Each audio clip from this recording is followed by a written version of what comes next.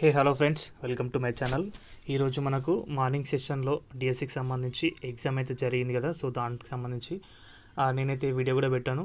So కంప్లీట్గా నాకైతే information ఉన్న కాడికైతే మీకైతే అప్లోడ్ చేశాను. ఏ టాపిక్స్ నుంచి అయితే రావడం అయితే జరిగిందని చెప్పేసి ముందుగా అందరికీ తెలుసు. ఆన్లైన్కి సంబంధించి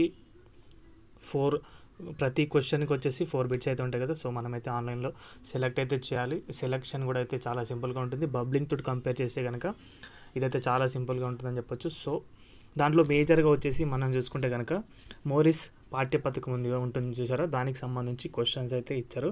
సో దాంట్లో ఏంటంటే కనుక అన్నింటికి క్రమంలో రాయాలని చెప్పేసి, అదేవిధంగా సన్నాహం అని చెప్పేసి, సంవర్గీకరణ, అనుసంధానం, పునర్విమర్శనీకరణకు సంబంధించి క్వశ్చన్స్ అయితే రావడమే జరిగింది. దాదాపు దాని నుంచి 2 నుంచి 3 క్వశ్చన్స్ అయితే వచ్చాయి. సో ఈరోజు మార్నింగ్ సెషన్లో అయితే అలాంటి క్వశ్చన్స్ అయితే రావడమే జరిగింది. అదేవిధంగా ఇంకా చూసుకోవచ్చు, హెర్బర్ట్ పాఠ్యపథకానికి సంబంధించి చెప్పాను.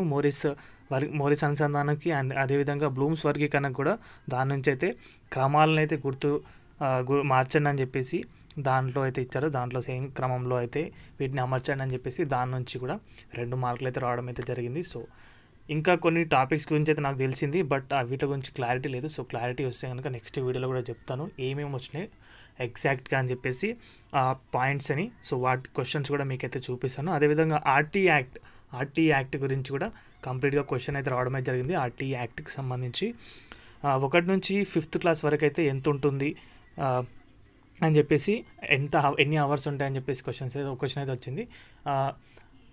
దాంట్లో చూసుకుంటే కనుక 800 అవర్స్ అయితే ఉంటాయి. సో ఆన్సర్ వచ్చేసి అదేవిధంగా 6th నుంచి 10th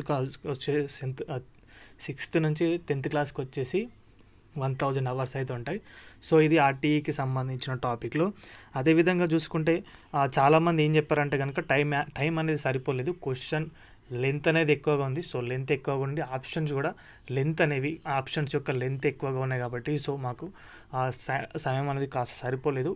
నెక్స్ట్ నుంచి రాసుకునేవారు మంచిగా అడ్జస్ట్ అయితే చేసుకోండి. తప్పకుండా క్వశ్చన్ చదవడం, అర్థం చేసుకోవడం స్పీడప్గా ఉండి తర్వాత మీరు ఆన్సర్ అనేది మంచిగా ఎగ్జాక్ట్గా ప్రిపేర్ అవుతే కనుక సరిపోతుంది. కరెక్ట్గా అన్నీ కూడా అటెండ్ అయితే చేయట్టు, టైం మేనేజ్మెంట్ అనేది ప్రాపర్గా ఉండేటట్టు చూసుకోండి. అదేవిధంగా ఇంకా కొన్ని క్వశ్చన్స్ అనేవి మూల్యాంకనం రకాల నుంచి వచ్చినాయి. అండ్ అదేవిధంగా యూనిట్ ప్రణాళిక నుంచి, వార్షిక ప్రణాళిక నుంచి వచ్చినాయి. దాంట్లో వార్షిక ప్రణాళికలు ఏమడిగారంటే కనుక కింది వాటికి సరికానివి ఏంటి అని చెప్పేసి వార్షిక ప్రణాళికలో అడగడం అయితే జరిగింది.